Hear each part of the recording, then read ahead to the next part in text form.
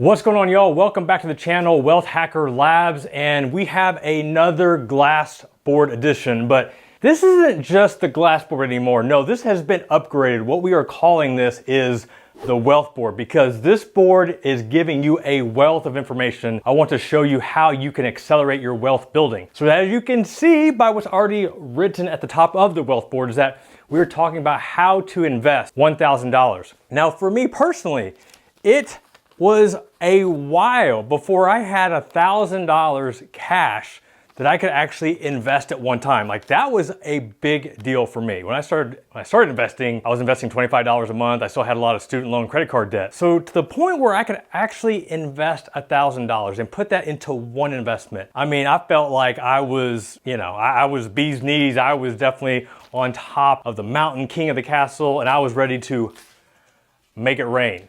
But right now, we're going to talk about 7 different ways that you can invest $1,000. Now, quick disclaimer, these aren't specific investments. I do share some, but I'm not giving you 7 different stocks to buy, 7 different mutual funds, 7 different ETFs.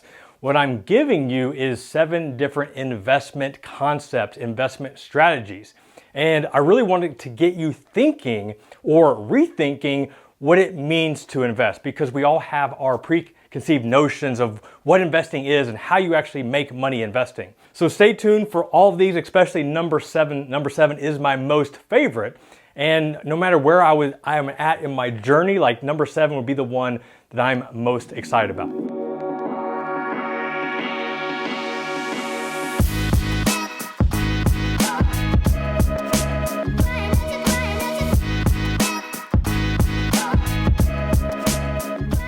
All right, so without further ado, let's get started. So what is number 1? We are going to invest. We've got $1,000.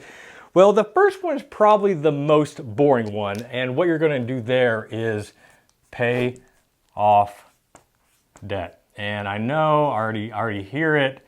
You're like, snooze fest. I don't want to pay off debt. I want to actually make money. So here's the thing. It's not so much that you have to have all of your debt paid off before you start investing. I hear a lot of financial professionals that will say that. They'll say, no, you cannot start investing until you have all of your debt paid off. And I just completely disagree with that 1,000%. What I want to see is that you have a debt payoff plan. So do you actually have a plan to pay off your debt? Because here's the reality is that many people that have debt don't know how much they have. Right now, the average American has $38,000 of consumer debt. $38,000. And in all, Americans, I think the last time it's been reported, I don't even have enough space to write this on the board, so I'll go ahead and let my editor write this on there. 13 trillion is how much Americans have in total debt. So yes, as you can see, that is a lot of commas, a lot of zeros, $13 trillion.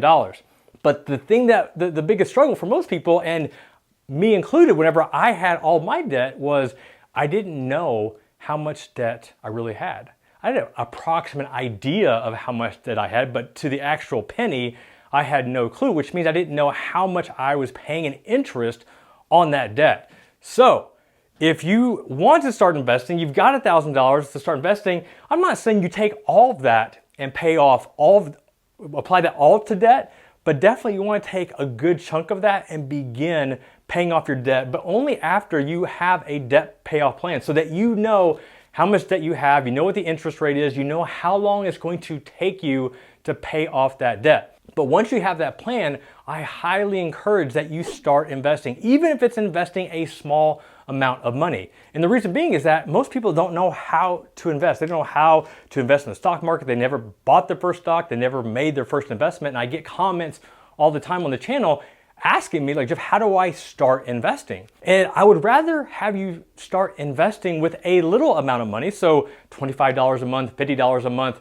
so that you start getting experience, you start learning how it works, so that whenever you get your debt paid off, you start getting pay raises, maybe you got a small business that you're making extra money, you get a bonus. Now, when you have some real money to invest, you can invest that with confidence because you've already You've already been cutting your teeth. You've already dipped your toes in the market, dipped your toes in the waters to learn how it works so that you're not going to blow all your money and just make some stupid investment. So that is number one. Pay off the debt, but most importantly, have a debt payoff plan.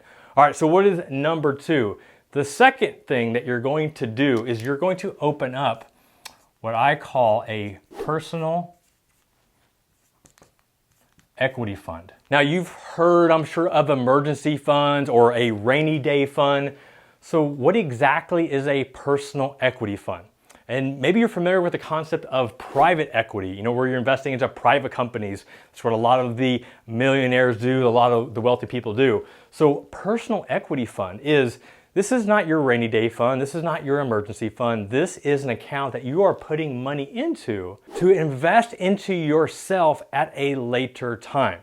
So what does that mean? Because we all need to increase our self-worth. And that means increasing our experience, increasing our marketability, increasing our skills. So what are some things that you could invest after you place this money into the personal equity fund? Well, some of the smaller things, this could be books, it could be online courses, it could be attending conferences. One of the conferences that I have attended 8 of the 9 years of existence is FinCon, which is the financial blogger conference. And because I've taken the time to attend this conference, pay for the ticket, which if I was speaking, I didn't have to pay, but there were times I didn't, so I had to pay for the conference ticket, but then I had to pay for travel, lodging, food. But that was an investment because I was able to network and meet other bloggers, meet potential affiliate partners and strategic opportunity partners. And it all is because I was able to attend because I invested into that conference. So is there a conference that is in your niche or something that you're interested in? Maybe it's attending like some sort of seminar. It could be attending Tony Robbins, one of his motivational seminars where you're going to walk on coals and all that fun stuff. But this is investing into yourself. And basically the gist is that you are investing into self-growth. Because that's what it's all about, investing into yourself. And that's why it's important to have a personal equity fund, because most people, they just don't want to, they treat it more like a cost. And when you're investing into yourself, that's not a cost. That is a business expense. You are increasing your value. That's why you want to open a personal equity fund. So where do you do it? You have a few different options. You could do a high yield savings account. That's an option. So that could be an Ally bank, that could be any online bank for that matter. I'll have a link in the description on the blog. We have a bunch of different online banks that you can check out. Basically something that's going to pay more than your brick and mortar bank. But the other option could be a cash management account. And that's actually the name that Robinhood has just announced for their, basically their savings account. But I think right now at the time of this recording, that's paying about 2%, which is 200 times more than what you're getting on typical savings and money market accounts at your local bank, even a lot of the big banks. So you want to keep that money there. You want to make a little bit of interest, but it's sitting there waiting for that opportunity to invest in yourself. All right, the third way that you can invest $1,000, and this is one, it took me a while to truly understand that this is a legitimate investment, but you are investing into your mental and physical health. So hear me out. So one of the things that when I first started investing into my mental health, investing into my marriage, was going to a marriage counselor for the first time. And whenever my wife and I, whenever we came to that decision that we needed to see a marriage counselor, that was hard because none of our friends were going to marriage counselors and we felt like failures. What is wrong with us that we already have to go to a marriage counselor? But the reality at the time was I had just got back from Iraq. I was on a 17-month deployment. We only been married for just about a year and a half at that time. And we had a lot of stuff to unpack. We had a lot of stuff just to kind of work through. And if we hadn't made that investment into our marriage, we wouldn't be here today. We wouldn't be here still married for however many years. We wouldn't be here with 4 kids. We wouldn't be here. And that is it was an investment into our marriage. I've also been able to invest into individual counseling. So I mentioned marriage, and then individual counseling, individual therapy. And this is another one that I'm not ashamed to admit this, but I've had stuff happen in my life. I've had some trauma in my life that it was really hard for me to unpack, really hard for me to process. And it takes a lot of courage and vulnerability to admit that you're struggling with something. And I haven't been afraid to admit it. Starting off with marriage counseling was very helpful. And I've talked to a lot of other successful entrepreneurs, businessmen, and women that see a therapist on a regular basis. You know, there's a lot of demands being a successful entrepreneur, having 4 kids, and just all the stuff that comes along with that. And being able to invest into seeing somebody just to kind of talk about what you're doing, what you're going through. These are some of the best investments that I've ever made. So that's some of the ways that you can invest into your mental health. What about your physical health? You know, that could be a gym membership. It could be home gym equipment. It could be investing into a personal trainer. It could be investing into a nutritionist. Basically, you're investing into your physical health. And this is another one that's very important to me. I lost my father way too soon. He died of a heart attack or cardiac arrest, I believe is what the death certificate said. But the reality was that he was stressed because his finances weren't in order. He wasn't working out. He wasn't taking care of himself. And that's just something I'm really passionate about, just making sure that I'm staying in shape, that I'm staying physically healthy. I've got 4 kids, including 3 boys that all love sports, and I love to play sports with them. So I want to be able to do that until basically the doctors say that I can't. And so with us, you know, I've got a membership to Title Boxing. And Title Boxing is something that I didn't really know existed until we moved to Nashville. There's a Title Boxing gym just down the road. One of my most favorite workouts. It doesn't hurt me as bad as CrossFit. I mean, hurt as far as like injury-wise. And then the home gym equipment. You know, we've got a elliptical machine, I've got a squat rack, I've got a air assault bike, kettlebells, all the bumper plates, the whole shebang, so that I've got no excuse to stay in shape and work out. But investing into your mental and physical health, like this is some of the best money that you can invest into yourself. All right, number 4. So number 4, this is I think really timely. At the time of this recording, the Dow Jones is at around 27,000. And the Dow Jones has been all over the place, and many people are very skittish of the market, where the market's going to go. They're afraid to start investing, and I get it. It makes sense, especially if you've never invested into the market. So is there a way that you can invest money and take advantage or not be drugged down because of the market volatility? So number 4 is what I'm sharing with you, is what I would call anti-volatile market investments.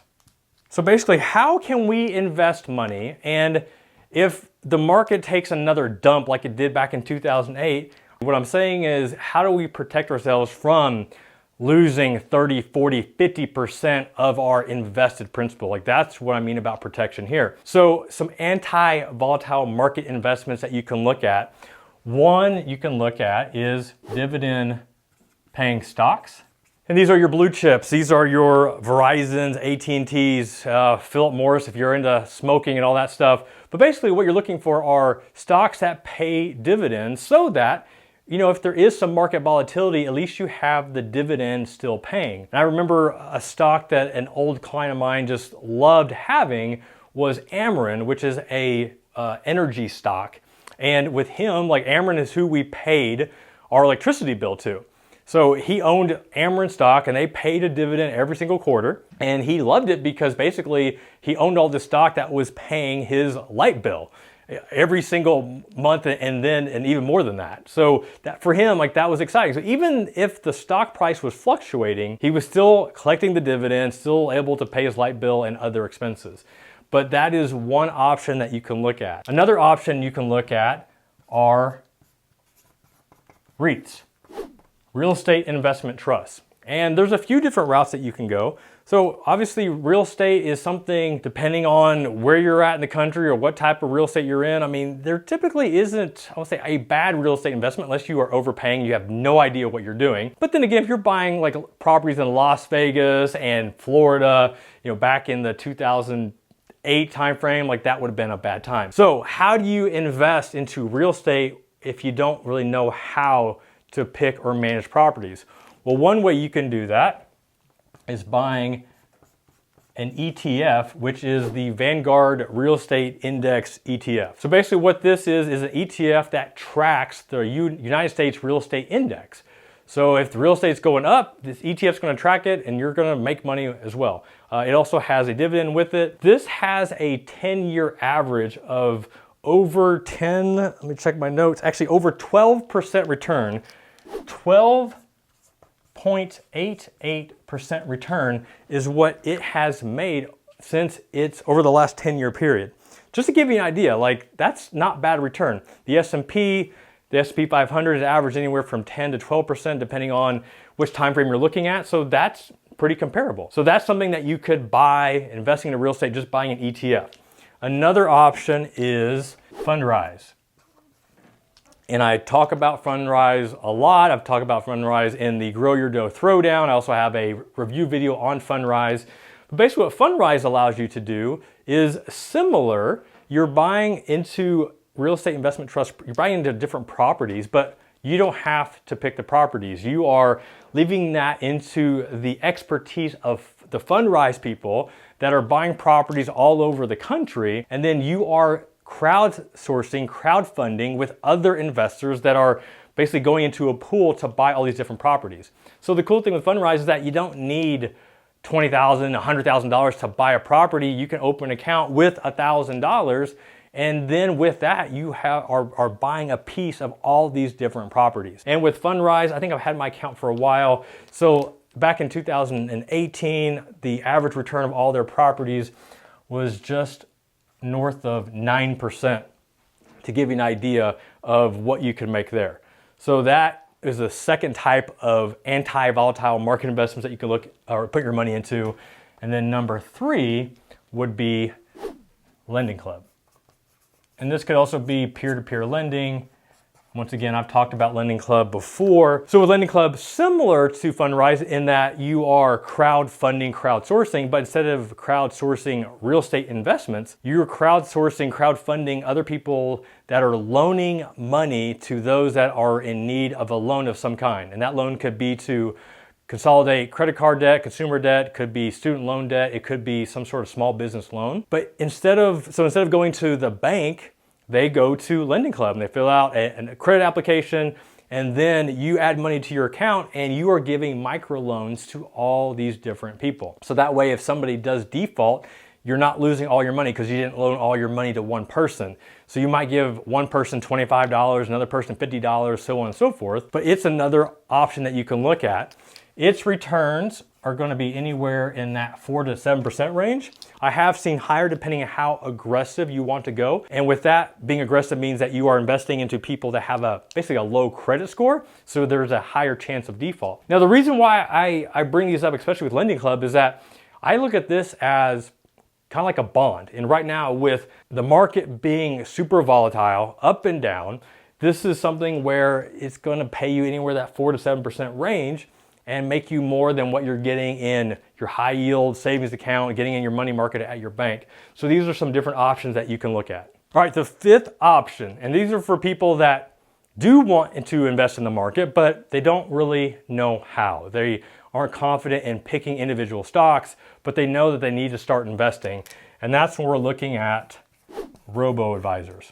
So with Robo Advisors, there are several different options out there. By far, my most favorite is called Betterment. And another option is Wealthfront. And then I got a third one I'll talk about here in a second. So with Betterment and with Wealthfront, what exactly is a robo-advisor? So you know you need to invest in the market, but you don't know what stock to buy. You don't know what ETF to buy. You don't know what mutual fund to buy. You don't know what to pick. So you don't do anything. Well, that's where the robo-advisor like a Betterment or Wealthfront come into play, because basically what they allow you to do is you open up an account, you put your $1,000 in, and then you decide what is your financial goal. Are you saving for retirement? Are you saving for a house? Are you saving for a vacation? Are you just saving just to save? So you choose your financial goal, which basically in turn chooses what is your time horizon, your timeline, like when do you need the money? And then based off of that, they are going to build a portfolio for you utilizing ETFs. And they will pick the one, they'll pick them for you, they'll rebalance them for you, and you don't have to do anything. All you have to do is open the account, choose your goal, fund it, and then let them do the rest. And that's exactly what Wealthfront does. And both of these I love because you don't need $1,000 to get started. You can actually get started with, I think, like $25. I don't know if they even have a minimum. They basically allow you to get started with next to nothing. So that's why it's always people that have the excuse that they haven't started investing yet. What excuse? You can open an account. They don't have a minimum and you can start investing. So the other one that I also like is called M1 Finance. And M1 Finance is more known for zero commissions, zero trading costs on individual stocks, which you can do. But the reason why I wanted to mention them here with the Robo Advisors is that they have another option which they call their expert pies. And the expert pies are basically similar to what you see with Betterment and Wealthfront, where they have their ETF portfolios or individual stock portfolios. And they're basically, you just pick the pie. You pick the investment strategy that you like, that you feel it best suits what your goals is, but it's a little bit more up to you to decide which one to pick. So it does a little bit more on you, but once again, you're not choosing an individual investment, like an individual stock. You're just choosing a type of strategy or a portfolio that you think is best for you. All right, moving on to number 6. And number 6, if you've been on the channel for a little while, this is one I get a little slack on, which I totally get it. So number 6 would be cryptocurrency. And for those that are new to the channel, for the longest time, I won't say bashing crypto, but I was bashing the Bitcoin craze. Everybody just, Bitcoin FOMO. Everybody wanting to get in because Bitcoin's going to 100,000, going to 200,000, whatever all the different people were saying. And it got up to around, I think, 19,000, 20,000, and then it promptly went boop. And now I think it's hovering around $8,000, which is why it's something that I would suggest something to look at. And so for me, what kind of like opened my eyes, it was about 10 months ago. I started this challenge on the channel here called the Grow Your Dough Challenge, and I put $1,000 into a Coinbase account. And with that $1,000, I split that up between Bitcoin and a few other cryptocurrencies. And that $1,000 has more than tripled in the 10 or 11 months that the account's been open. So we're talking like 300% return. Like, that's not bad. So yes, that's something that I would definitely take a look at, especially now, if you've not seen this yet. Facebook has been attempting to launch their own cryptocurrency. The currency currently is named Libra. It's not released yet, but it's just showing you what is happening in the cryptocurrency market. Now we're seeing a lot more players coming in trying to have some market share. And that's really was my thing a year or 2 years ago when everybody was saying buy Bitcoin. I knew that this was, I don't say a fad, but I knew it was premature. Like, yes, people got in that made money, but all those people, they got in when Bitcoin was next to nothing. And by the time it was 12, 15, close to 20,000, like that point in time, like it was too late. And I've talked to so many people that jumped on the Bitcoin bandwagon and all they have taken is a beating, taken a loss. But I waited. I wish I would put more money in, but anyway, I'm up 300%. So I'm okay for that right now. All right, moving on to number 7, which is, yeah, I would say is my favorite out of all of these. So you've got $1,000, you want to start investing. What are you investing in? And this, my friends, is the best thing that you can invest into. And that is a side hustle. So what is something that you can start on the side and start making money? I am such a big advocate of the side hustle. And I didn't realize at the time, but whenever I launched my blog 11 years ago, like that was my side hustle. I didn't launch it thinking it was a side hustle. I thought it was just a marketing strategy for my financial planning practice, but it ended up becoming a side hustle to where it started making me more than, well, making more than 6 figures a month now. But back in the day, it took me a while to make that first $100. So how do you invest into a side hustle? Well, so there's a few different things. I mean, you can just go out there and start testing out different ideas, and that might not take any capital, any upfront money to get started. Or it might take taking a mentor out to lunch, could be hiring a consultant, paying for their time. You know, somebody that is doing something that you want to do, and instead of spending months, if not years, learning how to replicate what they've done, you can pay them for their time and pay them for their experience. That could be a well worth investment. I have invested into different consultants for SEO purposes, monetization strategies, online courses, sales funnels, email marketing. I mean, I've hired just one-off different consulting, and all of this has been reinvesting back into the business that has yielded that much more profits. But probably the side hustle that I'm most excited about, because I love blogging. Blogging obviously is doing very well for myself, but that took a lot of time to build that up, and many people want it now, right? They want to start making money now. And that's why with the side hustle, one of the ones I like talking about, which I've talked about in other videos, is the Facebook side hustle. So the Facebook side hustle, this is a course that was created by some friends of mine, Mike and Bobby from Laptop Empires. And basically in this course, what they are showing you is how do you create a Facebook ad that converts? How do you actually create a sales funnel from the ad to actually acquiring a lead? And then how do you actually get clients that are willing to pay you for your Facebook ad expertise? Here's what they're showing people is that there are small business owners that want to utilize Facebook. They know that there are small business owners that they want to get involved in Facebook. They understand that Facebook is a lucrative market. People are hanging out there, and that if they can figure out how to use Facebook more effectively, they can get more clients, they can generate more sales. But having been a service professional, like, we are too busy running our business, meeting with clients. Like, we don't have the time and energy to learn Facebook ads, to learn sales funnels. It is much easier to pay somebody that knows what they're doing to actually generate results. And that's where Mike and Bobby have figured that out. And they're showing their students in their course how to do just that. Because here's the thing, if you are, let's say, like, there are attorneys, there are chiropractors, there are dentists, there are financial planners, financial coaches that are willing to pay. They've got money. They've got money to spend. They've got money to invest into growing their business.